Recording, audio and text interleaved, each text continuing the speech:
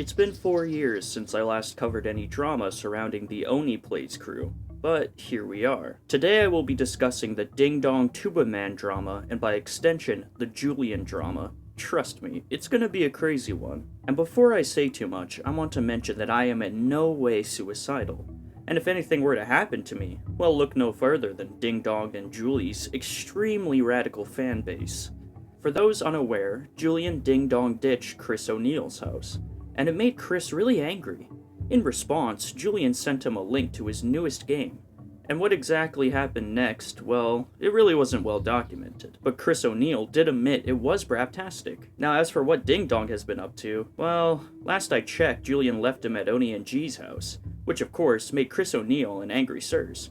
So angry he was spaz-kidding around and stroking his little Corys. But now that I'm on the topic of angry sirs, did you know? Tomar is responsible for Pearl Harbor. Word to the wise. Remember Pearl Harbor.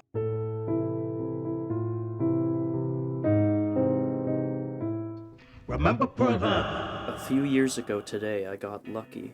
So I thought. It's funny, I remember it like it was yesterday. For those who don't know, I used to be a janitor. Yeah, might not sound like a dream job, but at the time it was nice. Especially when I got to work on sets for shows. There was this one day where I had to clean up a lot of shit.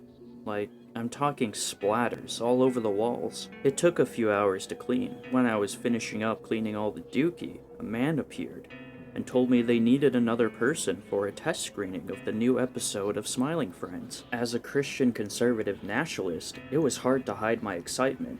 After all, this is one of my favorite TV shows, right next to Storage Wars and, of course, Rick and Morty. Next thing I know, I'm sitting in a room with some random normies who don't quite understand the show like I do. But before I can think too much about it, the screen flickers with a title card that says, Smiling Friends, Dead Man Knocks.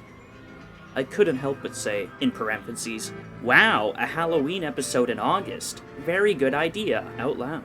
And the woman next to me told me to shut the fuck up. A left hook to the jaw would shut you up, I thought to myself. Said thought was disrupted by a loud, sobbing cry. I look over and see Charlie very angry with blood on his hands, and Pim looks sad and hyper-realistic. Then Mr. Boss came on screen with his winky out, and out of nowhere Charlie just started to smack him over and over again.